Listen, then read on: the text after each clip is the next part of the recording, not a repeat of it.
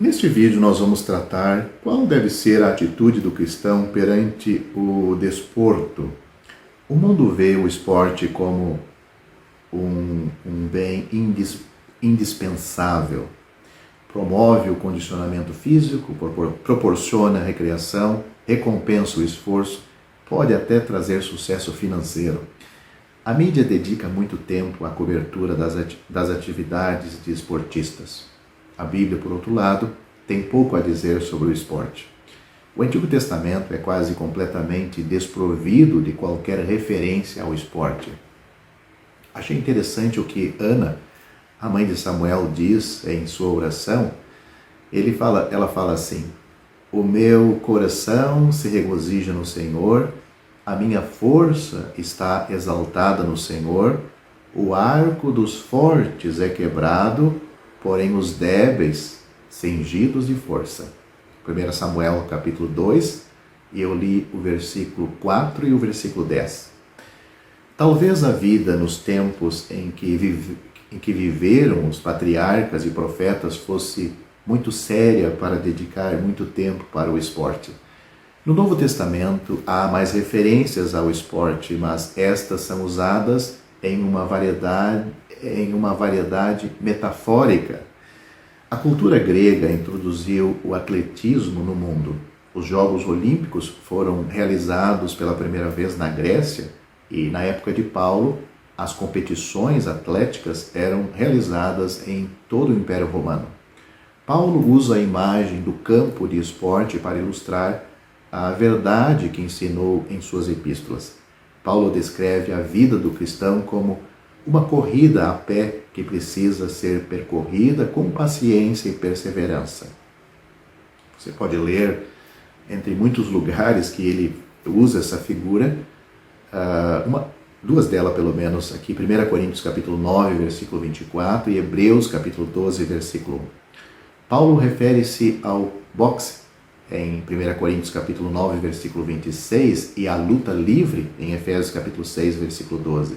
Ele se refere aos árbitros em 2 Timóteo capítulo 4, versículo 8 e às coroas dadas aos vencedores da competição em 1 Coríntios capítulo 9, versículo 25 e 2 Timóteo capítulo 2, versículo 5. Pedro também usa esta metáfora esportiva em 1 Pedro capítulo 5, versículo 4. É notável que essas ilustrações são todas extraídas da esfera do esforço individual. Os jogos de equipe nunca são mencionados nas Escrituras, talvez porque não existisse ou não fosse amplamente utilizados. O fato de o esporte ser usado por Paulo como fonte de metáfora espiritual implica que o esporte não era considerado pelo apóstolo como inerentemente ruim. Paulo, evidentemente, considerava o exercício físico, do qual o esporte é um exemplo, ou seja, Paulo considerava o exercício físico como algo valioso. 1 Timóteo capítulo 4, versículo 8, você pode ler algo assim: embora de valor limitado, ele diz, em comparação com o esforço ou trabalho espiritual que produz a piedade. E ele diz que para tudo é proveitoso, porque tem a promessa da vida que agora é e daqui há de ser, ou de vir. No Novo Testamento, ele ensina que o corpo do cristão era um templo do Espírito Santo. 1 Coríntios capítulo 6, versículo 19.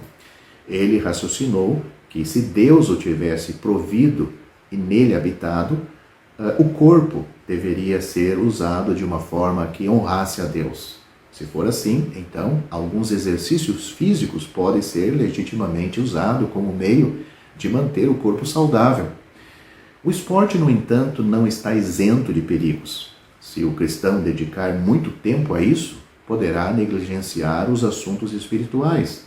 Se o esporte ocupa o tempo que deveria ser gasto na leitura das Escrituras, ou no encontro com o povo do Senhor é tempo perdido.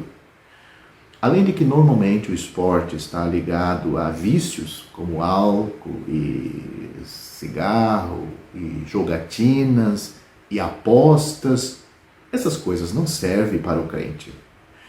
Onde o cristão escolher jogar futebol em vez de assistir às reuniões de sua assembleia local, ele está se desviando. Onde a irmã dedica mais tempo a nadar do que as coisas com Deus, ele está cometendo um erro grave. O principal na vida é servir a Deus. O esporte nunca deve se tornar nosso Deus.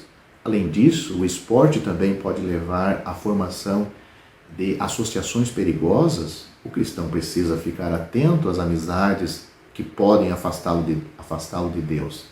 Também pode ser sugerido que alguns esportes são incompatíveis com o cristianismo. O boxe, por exemplo, tem como objetivo tornar seu oponente inconsciente. Dificilmente neste esporte vamos estar fazendo bem a todos os homens, como é ensinado em Gálatas capítulo 6, versículo 10.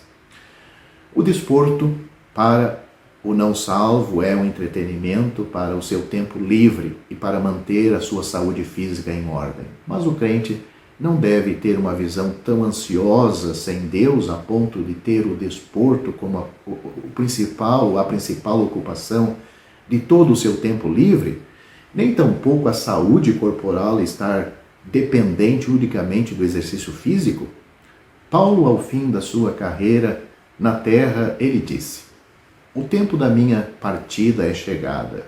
Combati o bom combate, completei a carreira, guardei a fé. Já agora, ou desde agora, a coroa da justiça me está guardada, a qual o Senhor, o reto ou o justo juiz, me dará naquele dia.